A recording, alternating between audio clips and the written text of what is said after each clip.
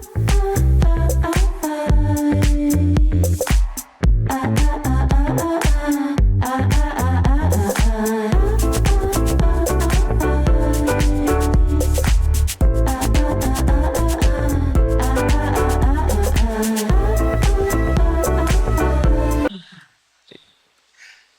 aí, gente, voltamos agora e eu quero fazer uma provocação muito sincera no começo desse conteúdo. Você já deve ter sido impactado por alguém falando que vende um checklist de aplicação de NR1, que passa na auditoria, uma IA que faz isso. Ou você deve ter visto brotar, assim, gente que até ontem nem falava disso e hoje é especialista em NR1. Você já deve ter visto, né? No LinkedIn tá bombando, no Instagram a gente recebe anúncio.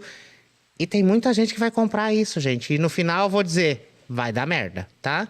Quando a fiscalização começar, não é um checklist que vai te salvar. Quando começar a fiscalização, você mostrar IA para o auditor, para quem tá fiscalizando, só lamento. No final vai dar ruim. E outra coisa que eu quero provocar vocês aqui. O RH. A gente tá falando de NR1 com RH...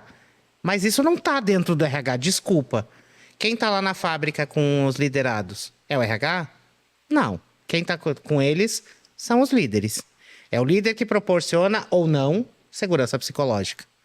Então, este conteúdo aqui é uma provocação e também um manifesto em torno desse mercado que se criou de NR1 e que, na verdade... no final da história, está vendendo produto, está vendendo promessas que não vão ter efeito dentro da empresa. Quando eu pensei nessa edição do RH Talks, eu até pensei que ela poderia ser inteirinha sobre NR1, só que eu entendi que mais do que falar de NR1, eu preciso falar de liderança. Para trás um passo. Se o líder não souber, se ele não tiver segurança psicológica, ele não vai proporcionar a mesma coisa para o time. Então vamos ser transparente, ser sincero e ser crítico. Pelo amor de Deus, vamos parar de comprar checklist de 297, que era aquela oferta, né, bem... que semana passada até postei um negócio que é discursos do marketing. O que os especialistas não te contam porque é mentira. Então, vamos embora. Para isso, eu chamei duas pessoas que são muito boas para falar desse tema, que estão com a gente na história do RH Summit, já estiveram com a gente no RH Talks em alguns momentos e que você já deve ter me visto interagindo com ele pelas redes. Vamos começar, ladies first, dona Gisele Calef, que é especialista, mas eu vou deixar ela apresentar, porque a bio dela é bem longa, gente. Vai lá. Não, quem vou é simplificar, né? Gisele Calef, sou psicóloga, eu sou educadora em saúde, em desenvolvimento humano. Acho que é um bom resumo. Depois, quem tiver mais interesse pode, né, navegar aí no meu perfil e conhecer um pouco mais. E eu conheci a Gisele, gente, quando ela era de uma fazenda, tá? Ela implementou o RH numa fazenda. O peão tinha KPI e você tá aí na startup dizendo que não dá. Ai, não consigo. Numa fazenda tinha, então vamos lá. E aí, falando em fazenda, tem aí o meu amigo Pablo Funchal, que é o nosso agroboy preferido. CEO da Fluxus. Faltou o chapéu hoje. Faltou o chapéu, gente. Tá devendo, na próxima ele vem. Tá bom. Pablo, é um prazer ter você aqui com a gente pra gente discutir esse tema. Prazer, Léo. Tô muito feliz de estar com você ao lado da Gi também. A gente já tava nos bastidores aqui discutindo, o papo vai ser muito legal, mas enfim, eu sou um engenheiro de humanas, né? De formação sou engenheiro, mas brinco que sou de humanas. Já há muitos anos trabalhando com educação, dando aula também em MBAs e atualmente sou CEO da Fluxus, que é uma empresa de educação corporativa focada em treinamento e desenvolvimento de liderança. Então, tudo a ver com o que a gente vai falar aqui. Inclusive, se você quer aprender sobre liderança feminina, corre lá no perfil dele, viu? Tá rolando aí uma formação em lideranças femininas. Se você é mulher e quer ser líder, tá aí uma oportunidade de aprender. E se você é homem e quer criar vergonha na cara, também tá bom pra você aprender, viu? Nada não é restritivo, não impede a participação de homens que queiram ter consciência e ser aliados nesse processo. Para isso, a gente vai ter uma Masterclass Liderança Feminina para Homens. Exclusiva para homens, para debater esse tema, porque as mulheres sempre pedem. Tá, mas meu chefe tinha que ouvir isso. Meu pai, meu marido, quem for. A gente vai falar para eles agora. Eu tô vendo o RH pegando assim a pessoa pelo cangote e falando, assiste. Tipo aquele Bird Box, sabe? Que pegava assiste, mas necessário. Vamos lá, então. Este conteúdo a gente vai falar um pouco de riscos psicossociais, mas vou começar pela Gi, risco psicossocial. Onde que isso começa dentro de uma empresa? Vamos dar nome para as coisas para as pessoas entenderem que às vezes o que elas vivem já é um risco psicossocial, mas elas nem sabiam que era, né? Olha, Léo, a gente vai falar muito sobre o papel da liderança nesse processo, mas eles nascem, na verdade, na organização, né? No contexto de trabalho, nos conteúdos de trabalho, nas formas de se relacionar, na pressão que vem de cima, no volume de trabalho. Então, é da ordem do que é sistêmico da organização. Óbvio que isso vai desembocar em liderança, que é central nesse processo, mas se a gente for ter um dono, dar a César o que é de César, isso é de responsabilidade organizacional. Parece que não tem pai quando você fala isso, né? Quem é o CPF por trás? A gente vai ter, obviamente... Para qual e-mail que eu mando? Para quem eu recorro para discutir o tema, os grandes executivos, os C-levels, como grandes responsáveis da temática. Então, tem gente atrás disso, não tem só parede quando a gente fala organização, mas tem uma questão que é acima, inclusive, da decisão de alguns líderes da organização, né? Da grande camada. Então, isso é muito mais sistêmico do que individual, né? E agora se torna algo, né? Tá dentro do PGR, né? Começa a olhar para... Agora é documental, né? O papel, na verdade, é o menos crítico dessa história. Inclusive, tem um monte de consultoria vendendo tudo que você falou, para empacotar, para contar para o auditor uma boa história, para maquiar uma situação. A questão que nós vamos discutir aqui é a prática, a realidade, e é aí que realmente a gente tem uma dor muito grande. E aí, nas suas andanças de liderança por aí, seja no agro ou fora do agro, como é que você tem visto risco psicossocial hoje? Está mapeado dentro dos programas de liderança ou é um efeito colateral ainda que você nota que agora passa a ser algo mais incisivo? De certa forma, tá, Léo, porque que a gente sempre ouve quando a gente vai fazer algum programa de liderança, quando batem na porta da Fluxus, chega em geral com problemas relacionados a clima. A pesquisa de clima deu um resultado péssimo, o turnover tá explodindo, de repente a gente começou a crescer e todo mundo tá pedindo demissão. Os dados mostram que a maioria das demissões são por conta dos líderes, não das empresas, e chegam pedindo um treinamento de feedback. A gente precisa de cultura de feedback, conversas difíceis, as pessoas precisam entender o papel delas aqui dentro. Mas quando a gente fala de riscos psicossociais, a Gi trouxe muito bem, a gente concorda que isso é sistêmico. E eu acho que o ponto de partida do sistêmico são, por exemplo, metas agressivas e não atingíveis. Não tem nenhum problema que sejam agressivas. A gente vive num mundo capitalista que a gente precisa bater meta mesmo para crescer. Mas quando elas são inatingíveis de ponto de partida e eu faço como uma delegação perversa, atinja, se virem, é com vocês, sem dar os instrumentos... parte daí essa lógica de riscos psicossociais. Mas quando eu entro na camada de liderança, para a gente até tangibilizar mesmo o que são riscos psicossociais, pelo documento do próprio Ministério do Trabalho, o guia que foi anexado, né, na NR1 depois, fala sobre sobrecarga de trabalho, mas fala também sobre subcarga de trabalho, quando as pessoas não são nem alocadas para se fazer. Fala sobre falta de clareza de papéis e responsabilidades. Como você consegue imaginar você executar bem seu trabalho se você não sabe o que se espera de você, até onde tem que ir, como você vai ser medido, ter uma comunicação clara? Então, tem inúmeros fatores que são muito palpáveis, que estão muito próximos do dia a dia, que estão sim na mão de RH, de liderança, mas que são ignorados por conta de um contexto sistêmico que está te pressionando por várias outras coisas. E muitas vezes por falta de treinamento mesmo, né? As pessoas não sabem fazer... E aí, cobrar não adianta, né? Eu gosto quando alguém vem falar assim, minha empresa precisa de uma cultura, preciso formatar minha cultura. Vamos deixar claro que pode ser uma desgraça, mas qualquer empresa tem uma cultura. Ela tem uma cultura. Vou construir uma cultura eu preciso construir o Culture Code da minha empresa. Já tem a cultura. Você tem que mapear. Cultura diagnostica, não cria. Aí vou do nada... Não, e eu amo quando vem aquela... Parece, ontem até postei um negócio que cultura é igual ao sistema operacional de empresa, de computador. Tem uns que estão lá no Windows XP de 98, travando, cheio de limitação, mas ninguém vai mexer porque, meu Deus, tem preguiça ou sempre funcionou assim.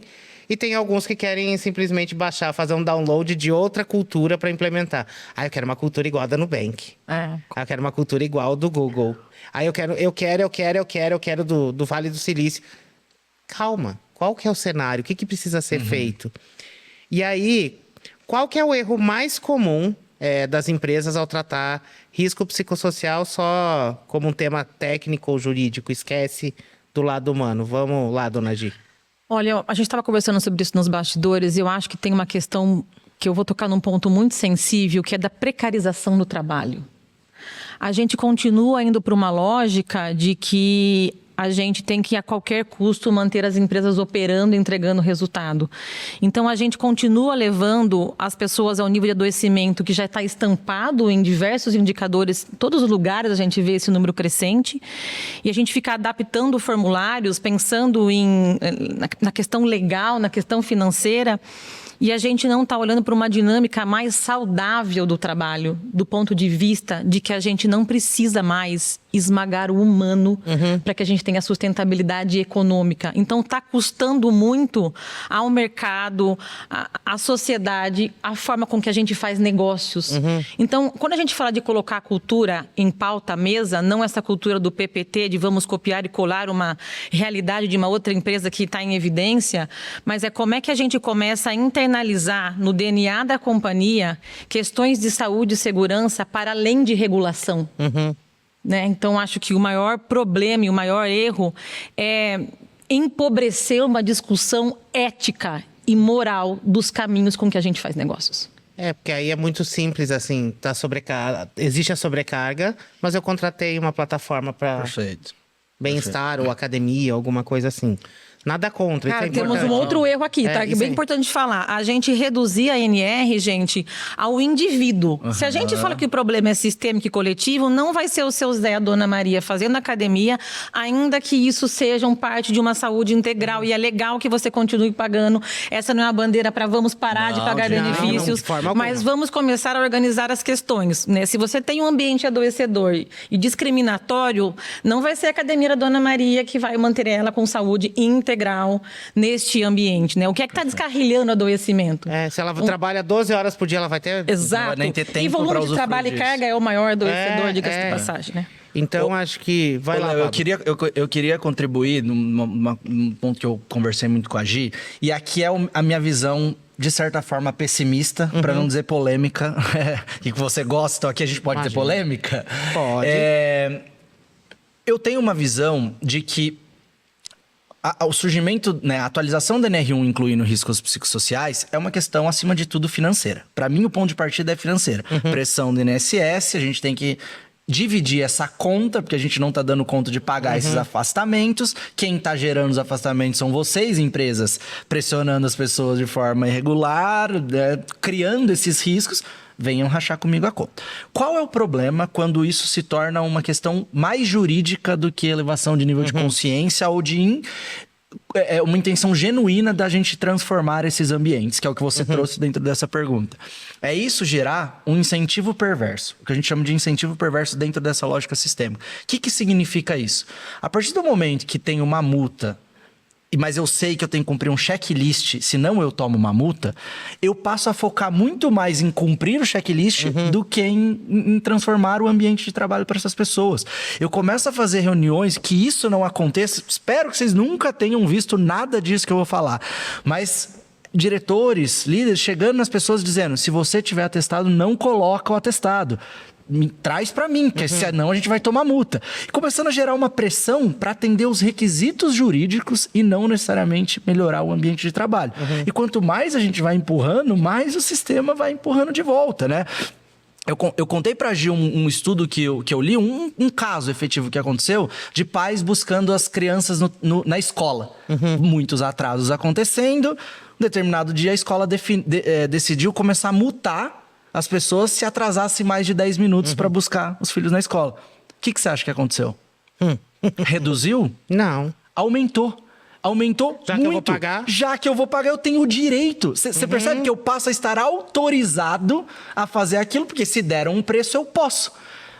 A minha visão pessimista e o risco que eu acho que a gente tem que trabalhar muito para mitigar e não acontecer é que as empresas coloquem na conta a multa e se sintam autorizadas e passem a pressionar ainda mais as pessoas, porque agora eu já vou pagar Mas mesmo, você pode... acho que o fato de ter uma exposição com órgãos públicos grandes talvez mitigue um pouco essa autorização a colocar na conta, mas ainda assim concordo contigo. Eu não disse hipotético desse incentivo que a gente não pode perverso, descartar. né? Conhecendo Bem pessimista, o bem comportamento humano brasileiro, a gente sabe que o brasileiro vai dar um jeito, né? Sempre tem o jeitinho criativo do brasileiro que já está surgindo com... Vocês não ouviram falar também sobre risco assumido? Quantas vezes no mundo organizacional você ouviu falar, não, mas Risco olha, assumido. se a gente tiver um cara reclamando é mais barato do que ter 100, isso aqui é um risco assumido.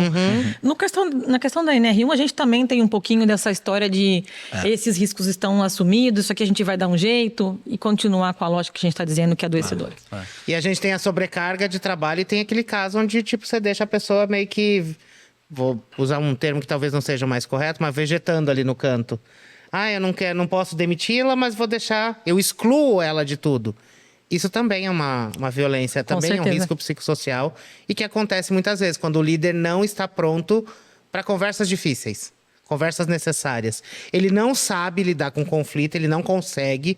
Então, ele vai deixando aquela pessoa, começa a excluir, deixá-la de lado. Ela não participa de mais nada e você vai matando aquele profissional ali dentro. Acontece muito, vocês veem isso na...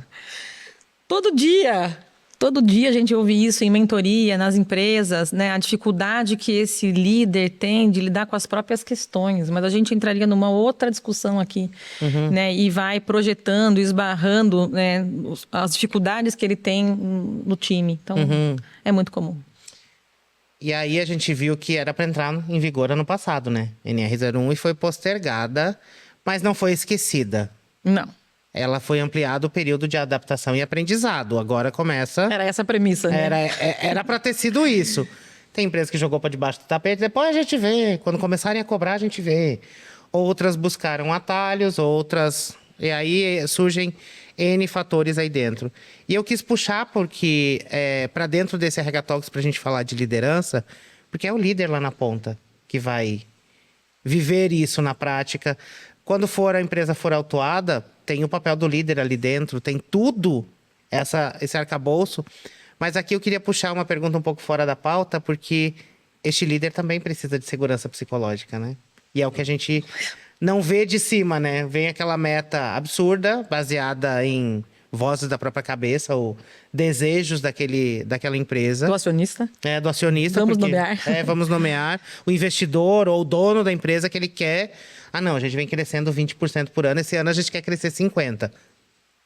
Baseado em qual estratégia? A gente vai ter um produto... Não, a gente quer crescer e vamos embora.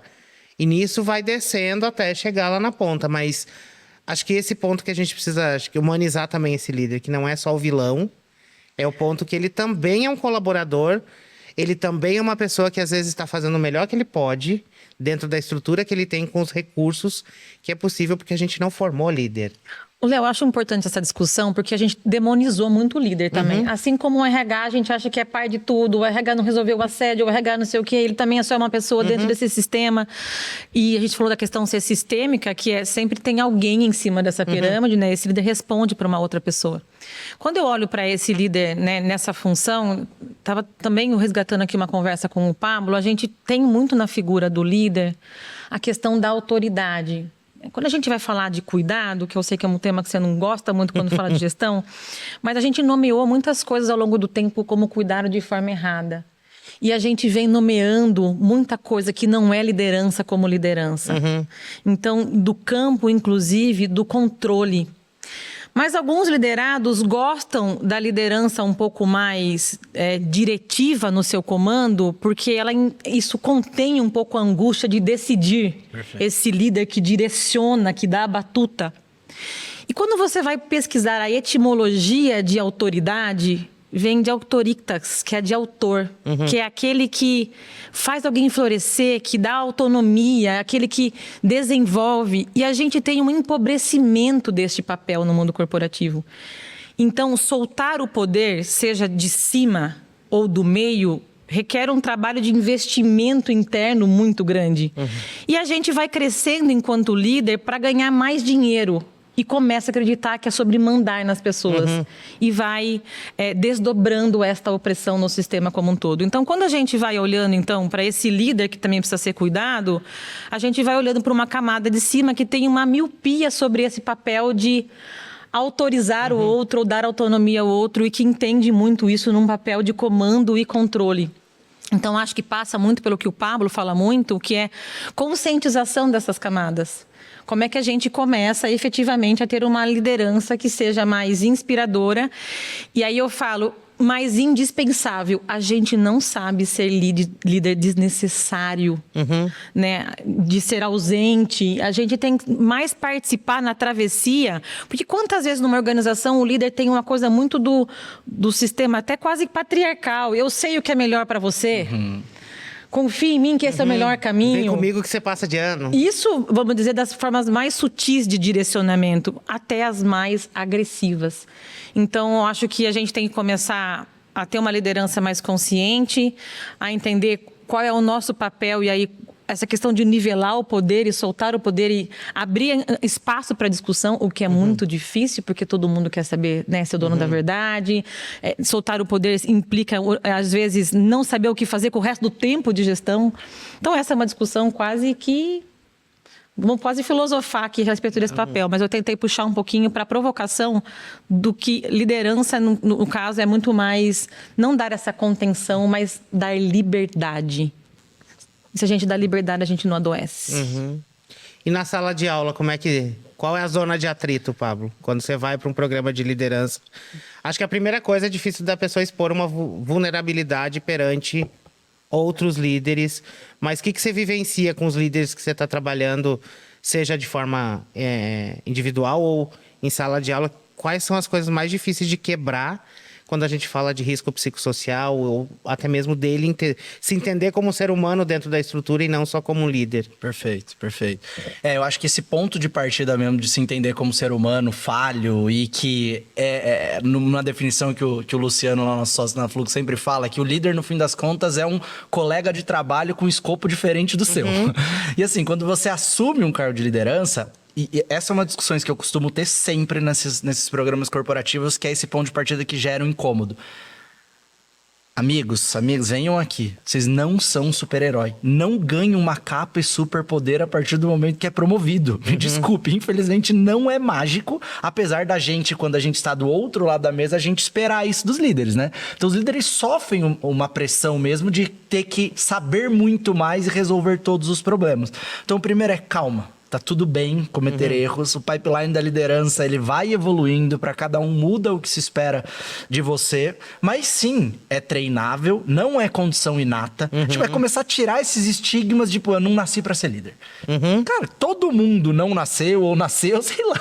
Escolha, é papel, não é cargo necessariamente. Você pode sim ser treinado. Ah, mas é muito difícil, mas conversa difícil, mas eu vou me indispor com as pessoas. Tudo bem. Sim, pode ser que vá se indispor. Aceite. Pode ser que vai se dispor. Sabe aquela pessoa que você era par e agora você é líder e você vai ter que dar um feedback? Pode ser que ela não goste disso, por mais que você faça com todo o cuidado do mundo.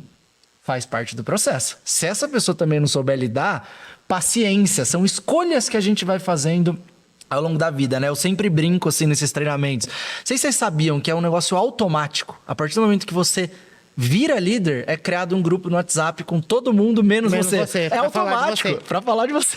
Vai acontecer. E se você estava num grupo da sua equipe e você foi promovido, vai surgir outro grupo. Vai surgir outro, é isso. Automaticamente aquele vai ficar silencioso. Aquele vai ficar silencioso, vocês vão falar de outros temas e tudo mais. Mas eu trago num lugar, Léo, que tem saída. E assim... É difícil? Lógico que é difícil, é complexo. Mora no campo da complexidade, porque as relações moram no campo da complexidade. Mas a gente desenvolveu uma lógica de pensar, quase uma metodologia que a gente chama de os 5 Cs, né, de C mesmo, da liderança consciente.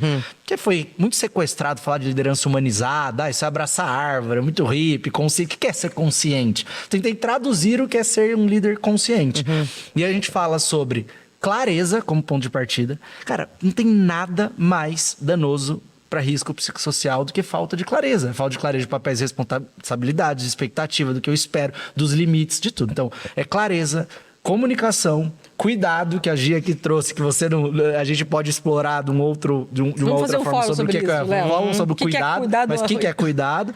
Então, clareza, comunicação, cuidado, coerência e coragem. E coerência, quanta gente peca nesse lugar. Não adianta esse discurso ser maravilhoso se a primeira prática for incoerente com aquilo que você traz. Inclusive, isso é adoecedor, né, minha amiga? Muito adoecedor, porque você fica achando que você então tá Brigando maluco. com a realidade. Você fica brigando com a realidade, não é possível. Eu devo estar doido mesmo, porque eu ouço alguma coisa e na ação é outra. Será que eu entendi errado? Ou você se percebe numa situação onde o seu valor está sendo... você percebe que tá ferindo um dos seus valores. Perfeito. Você tem que performar uma coisa que você não é. Durante um tempo isso até vai, mas chega um processo que isso fica muito doloroso. E muito líder hoje está nessa pegada de que eu tenho que performar uma perfeição que não existe. E nessa mesma toada ele está cobrando essa perfeição da pessoa que ele lidera. Então lá na ponta, tipo... Ah, não, porque no meu tempo era assim. Ah, porque eu aprendi sozinho. Beleza, você aprendeu sozinho porque não tinha uma estrutura. Então, precisa haver essa estrutura para que o processo seja menos tortuoso. Para que a gestão amadureça. Então, vem de tudo. Acho que a gente está com recordes de afastamento. Burnout, acho que a gente deixou de discutir se você vai ter, quando ou quantos você vai ter ao decorrer da vida. E um dos efeitos também vamos lá, 10 anos atrás nos prometeram que tecnologia nos daria mais tempo para trabalhar com o que a gente precisa mesmo. Corta pra hoje. A gente tá caindo no mesmo golpe que a IA. A gente tem sim ela facilitando algumas ferramentas, alguns Ninguém processos. trabalhando menos, né? Você ganhou mais Sobra coisa. mais tempo para fazer coisa pra mais fazer. coisas do E é um trabalho. desgaste mental. Quem de nós aqui passa o dia inteiro sentado na cadeirinha, o dia inteiro no computador, ele fazendo as coisas. Quando você levanta no final da tarde, você tá destruído. De tanta informação que circulou. De tanta coisa que passou por você, de tanto e-mail, WhatsApp. Falei, meu sonho é jogar meu e-mail e meu WhatsApp no lixo nesse momento. Isso, como diria Michel Cofrado, é ostentação. Ah, então. Queria poder viver fora O disso. tempo, né? Esse tempo mesmo. Mas e o líder também está vivendo isso. E o líder Sim. tem o resultado da equipe para olhar, ele tem o que o líder dele está cobrando. E eu gosto muito da frase do Luke, ele fala que por trás de todo líder tóxico tem um pior ainda. E isso a gente só vai subindo. Como no papo anterior, eu estava falando com o Cris ali sobre quando é o CEO que precisa, o CEO da toada da operação e da empresa. Se ele tolera esse tipo de comportamento, e é um ponto que a Mônica Hauck da Solids fala que é o pêndulo. O que eu tolero, o que eu não tolero ali dentro. E aí se vai muito para um lado, se o CEO está tolerando que a empresa vire um moedor de carne com 50% de turnover... Mas nós estamos falando de cultura já. É. Porque o que é permitido já virou parte da cultura, né? E aí será que ele está consciente disso? Acho que também algumas coisas que a gente também muitas vezes é muito fácil falar de não faz isso, não faz aquilo. Sim. Será que ele tem um nível de consciência sobre isso? Ele foi formado para isso, ele aprendeu sobre isso? Ou minimamente informado sobre as coisas? Ou a gente está partindo do princípio que por ocupar o cargo X ele deveria saber? A gente já sabe que não é mais assim. Então, quando você vê um treinamento de liderança para uma alta gestão, para uma média gestão e para a primeira liderança, são cenários completamente diferentes.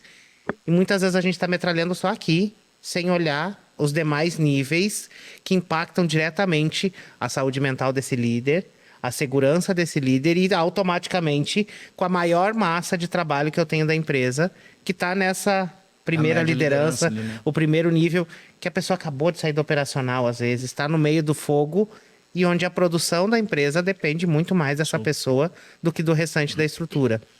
Como que a gente começa lá de cima? Vou começar pelo Pablo. A trazer isso para baixo, mas dando nome aos bois. Não é o líder de forma geral, mas lá de cima para que a gente consiga descer na pirâmide para chegar na maior massa de pessoas possível. Perfeito. Léo, voltando para essa lógica do sistêmico, que a gente vai ficar batendo nessa tecla mesmo, porque não dá para falar de NR1 sem falar de sistema, né, de complexidade. Se a alta liderança, se essa camada C-level não tiver minimamente essa mesma consciência, esse mesmo vocabulário que a gente está tentando construir nas camadas que atuam diretamente lá com a base, vai soar incoerente o programa, vai soar incoerente o dia a dia e não vai funcionar. Esse é o ponto, né? Eu concordo que em cada nível de liderança, até pensando em pipeline, a gente precisa de tipos de treinamento de abordagens diferentes. Óbvio. Vou precisar de ser cada vez mais estratégico quanto mais eu me afasto da operação. Mas desde que o mínimo que eu espero que a minha base faça, eu também faça. E aí eu estou falando de ritos e artefatos gerais de liderar. De one-on-one, de clareza, de comunicação, de efetivamente assim... Se eu não faço, se eu não sei o que está acompanhando, se eu não sei qual é a vida das pessoas que estão ali dentro... Mas eu espero e eu trago alguém para trazer um discurso para dizer que as pessoas têm que fazer, elas vão olhar para a camada superior, e vão dizer assim, ninguém faz isso, eles estão lá. Não é isso que estão dizendo que eu tenho que fazer, que é o caminho para eu chegar lá, entende? Então, quase todos os programas que eu já fiz de liderança em educação corporativa, em treinamento, quase todos, Léo, assim, são muito raras exceções, porque a gente bate muito na tecla disso. C-Level também participa. Tendo os mesmos conteúdos. Basicamente, pelo menos os mesmos temas. Não precisa estar no estudo de caso, não vai estar depois no Pelo dia a dia menos falando. no start ele tem que Mas estar o ali. start, ele vai entender sobre o que a gente está falando, por que aquilo é importante, vai dizer, é mesmo, e vai se comprometer a sustentar isso depois no dia a dia. E esse patrocínio é cultura também, é realmente... Imagina numa empresa, que também já aconteceu, e foi o pior programa que eu já rodei, em que o C-Level nunca apareceu, a diretoria nunca apareceu em nada, e pelo contrário, começava a tirar as pessoas dos treinamentos. Dizendo assim, mas você tem que bater meta, você vai ficar fazendo coisa de RH, e você tem que sair disso. Foi um fiasco. Foi um fiasco. Botar dinheiro fora. Lá na frente. Estão perdendo dinheiro. E eu, curioso, depois perguntei pro RH sobre as pessoas que efetivamente mais interagiam, participavam, que eram engajadas. Eram as únicas áreas batendo meta. Olha que curioso. Quem estava realmente disposto ali a ouvir. Então, enquanto a gente tratar como, isso é coisa do RH, isso é coisa de liderança, eu já sei, eu não preciso. O que eu preciso é bater meta. Você precisa vender. Cara, é contar os dias para dar errado, sabe? Ele entender que é sobre ele também, inclusive. Sobre ele também. Gente, eu tenho um ponto sobre essa questão dos C-Levels desconhecerem ou talvez não saberem lidar com o tema. Eu acho que tem uma questão muito consciente do que eles repelem ou aderem como importante numa organização. E não tem como no mundo de hoje, com acesso à informação, eu digo de primeira qualidade, não só informação instagramável, estamos dizendo de ciência, de pesquisa, de fatos, de dados, não se dá conta do que acontece. Existe uma decisão para além dele, quando a gente fala de acionistas, do que deve ser colocado à mesa ou não, e da decisão dele continuar nesse sistema por uma questão financeira.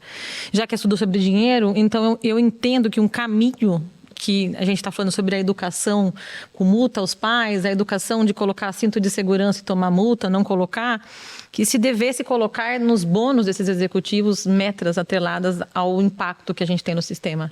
Então, que a governança da empresa junto aos conselhos pudessem colocar a pauta de uma forma um pouco mais, talvez menos amistosa, e de uma forma mais relacionada ao ganho que esses executivos vão ter em final de ano, enfim, né? Existem N métricas. Então, o meu ponto de partida é que a gente comece a inverter a lógica da consciência para o bolso. Acho importante, acho uma boa provocação, que aí, É um bom convite, não é, Léo? Aquele fica aí, né, gente? Entendo que nem sempre vai ser o RH que vai precisar fazer isso. Vai ter que vir de outro lugar. Alguém, um guru de internet, vai dar isso como ideia e alguém vai achar brilhante. Mas desde que aconteça, a gente fica feliz, né, isso, gente? é sobre mudanças, né? E aí, nesse papel, gente, agora eu vou puxar de volta. O RH, ele vai ser o fiscal da NR 01? Ele vai ser um educador ou ele tem que ser um parceiro para a liderança? Gente, o RH tem que sair desse lugar de fiscal, né? Porque muitas vezes ele fica atrás da fofoca. Eu fui de RH há muito tempo, atendo o RH. Não dá. Esse lugar do fiscal é um lugar empobrecido e não é um lugar que a gente tem validade nenhuma de voz na mesa. Mas eu acho que é um papel de educador, porque a gente é educador o tempo todo, num papel de trabalho com gente. E é educador fora de RH, dentro de RH. Eu acho que todos temos que nos educar coletivamente. E é o papel primordial de parceiro. Até porque, assim, muitas coisas de NR1 estão caindo na caixa de NR1 e a gente foi tomando muito o tema como nosso. Mas nosso coletivo, porque é um tema ergonômico. Eu sou o único que entendo disso, então eu vou pegar pra mim. Exatamente, aquela fome em querer um espaço. Agora talvez seja a borda da vez. Agora que eu vou ser estratégico. Exatamente. Chegou a minha vez. E aí fica, tipo, brigando pelo pedaço da pizza. quando a questão é extremamente complexa. Então, se o seu pedaço da pizza for levar consciência, levar educação, forçar eliminação de barreiras, quando a gente vai olhar para a organização saudável, eu digo que uma organização, para ser saudável, ela primeiro precisa ser não adoecedora, né? Um juramento médico é não causar dano. Então, se o RH estiver nesse lugar de entender o seu papel dentro desse sistema e se responsabilizar pela sua fatia, levar educação, consciência, para que provoque mudanças no sistema, o cara tá fazendo baita de um papel. E nem precisa estar em evidência, nem precisa ser o dono do problema. Porque, na verdade, não é um tema de RH, né? É um tema organizacional. Transversal. Exatamente. De tudo. Aqui tem uma pessoa falando sobre líderes que... A Ilka falando... Manda quem pode, obedece quem tem juízo e nem consideram ouvir sugestão de otimização. O colaborador fica desmotivado. E tem outra pessoa também falando sobre gestor que vira e fala: eu mando porque eu sou seu superior. Tá aí a prova de que a gente falhou na formação de líderes. O que eu falei sobre entrar no lugar da autoridade, e que é um empobrecimento brutal. Eu sou tão esvaziado do meu sentido de... E o que sobra é impor o cargo. É de uma pobreza... O que sobrou é o cargo. E nesse caminho, para mim, é um tipo de comportamento onde mais vai apanhar nessa lógica de NR1 e mais vai pro jurídico. Esses são os lugares que as pessoas... E aí vamos ir por uma lógica assim da generosidade ou da falta de generosidade. Porque o que a gente mais ouve é: mas as pessoas são sacanas, né? Geral, muita gente vai se aproveitar. Já um monte de fake news rolando. Léo, eu ouvi uma história. Sério, eu falei assim, cara, meu Deus do céu, a gente tá enrolado mesmo. Uma pessoa num debate sobre NR1 dizendo: não, mas eu recebi lá que se a pessoa colocar 1 dia de atestado agora, ela tem estabilidade de 12 meses. Eu falei, mas da onde você tirou isso? Começa a gerar também um fantasma em cima desse lógica de pressão, em cima desses empresários de vocês estão ferrados. É nós contra eles, é os colaboradores contra os patrões. E essa lógica perversa de fazer com que gere divisão, dividir realmente para conquistar. Só que quando essa autoridade eu mando, você obedece, a única maneira que eu tenho de te controlar mesmo desse campo de autoridade totalmente empobrecido, esvaziado, nesses lugares as pessoas, eu acho que realmente vão reagir usando o sistema em benefício próprio, porque não vê nenhuma generosidade do outro lado tentando resolver. Por outro lado, eu já conversei com algumas lideranças, CEOs, C-level mesmo, de empresas, diretoria, que disseram que, assim, quando você faz ações efetivamente bem intencionadas, generosas, isso é reconhecido, nunca vai ser perfeito. Você não vai acertar em tudo. Não dá para resolver o sistema com algumas ações. Mas você efetivamente vai mostrando cuidado, atenção, clareza, comunicação, com coerência, com constância. Muitas vezes. Quando ainda assim acontecem casos de surgir alguém lá na base que quer sacanear, tipo, puta, agora eu vou me aproveitar. Agora é minha vez. Vamos junto, vou meter um atestado e não tenho nada, vou processar a empresa. O sistema se autorregula. Ela é uma mulher CEO, me disse assim: Pablo, as pessoas da empresa lá de baixo pegaram as pessoas, sempre pegam as pessoas e falam assim: você não vai fazer isso não. Por que você vai fazer isso? Que sacanagem é essa? Tudo aqui que a gente constrói junto funciona, é extremamente bem intencionado, genuíno que faz. Pra que você vai fazer essa sacanagem pra gente perder tipo, esse ambiente? Não vai. E o sistema vai expurgando. Então, esse é o meu lado otimista, de que no médio e longo prazo, você sendo generoso efetivamente em fazer transformações, não pelo jurídico, não pelo bolso só, mas porque você acredita que aquilo é o que é importante, você vai melhorar o bolso, você vai melhorar o resultado, você vai reduzir turnover. Sabe que essa lógica que ele tá falando de sacanear, que a gente sempre ouve: e a operação tá sacaneando, a galera tá sacaneando. Quantos? Não, e tem uma questão muito assim, às vezes ela está reagindo a uma questão do contexto. Então, a sacanagem parte de onde, afinal? Não, e às vezes assim, é muito mais fácil a gente olhar para algo negativo e tornar algo muito maior do que algo positivo. E demonizar também o funcionário. Aí a pessoa, que nem, por exemplo, estão reclamando de tal coisa. Quantos? Aí você vai ver, tipo, 0,0,000. Até porque é mais fácil lidar com o silenciamento, né? Quando a gente vê alguém levantando a mão de que, olha, isso não tá muito adequado, a gente, vamos silenciar esse cara aí. Vamos mandar embora, que esse cara é problema. Aqui tem uma pessoa falando, quando o chefe, o dono da empresa fala: mas esse aqui veste a camisa. Não faltam cenários de pessoas que batem 200% da meta, mas deixam um rastro por trás de pessoas feridas, Com certeza. desgastadas e tudo mais. Esse cenário não é fácil da gente reverter e, de novo, não é o RH que consegue fazer isso sozinho, porque somos um colaborador também com outro escopo de trabalho. Mas é evidenciar que muitas vezes aquele ganho com a meta, quanto que está revertendo em turnover? Quanto custa repor pessoas? Se em 6 meses eu tive que renovar o time inteiro, quanto isso custou? E eu não estou falando só de verba rescisória. Eu estou falando de tempo da posição vazia, Perda de eficiência. treinamento, né? perda de eficiência, erro, falha, dinheiro. Por mais que a gente não deveria só usar isso, mas é a primeira porta que você abre para falar com alguém e dizer para o CEO, não está dando certo, 250% da meta, mas ele está faturando, estou chutando números hipotéticos. Ele trouxe uma produtividade de 1 milhão, mas isso custou para a empresa em rotatividade 1,5 milhão. Peraí, vamos fazer... Então a empresa está perdendo com esse líder de verdade. Vamos fazer conta, eu sei que não é tão fácil, gente, vamos lá. Façam conta. A mentalidade desse ser humano lá de cima funciona com conta, com número. É mais difícil, é necessário. Em passivo trabalhista, quanto está custando? Eu estou falando bastante de passivo trabalhista, porque quando eu falo isso parece o gatinho subindo nas unhas no RH. Não pode falar disso. Pode e deve. Quanto que a gente está pagando disso? Você já olhou para isso? Começa a colocar numa planilha. E tem uma conta também da perda do cliente. Eu estava no mercado um dia desses e a pessoa foi pegar a sopa para mim, faz uns meses isso, né? E aí ela, na força do ódio, eu não aguento mais esse trabalho. Então, trazendo a angústia que ela estava vivendo com aquele ambiente, explodiu, na né? hora de atender. E aí eu, né, fui atenciosa com ela, calma, tá tudo bem contigo.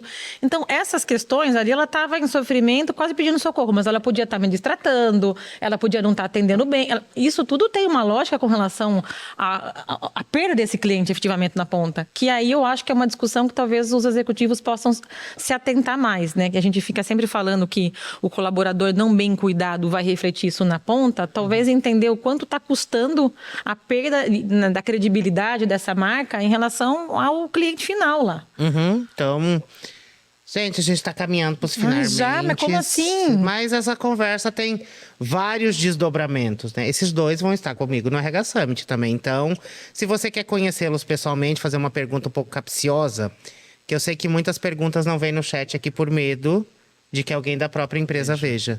E este é um indício de que aquilo não é uma cultura saudável, que a gente já está falhando nisso.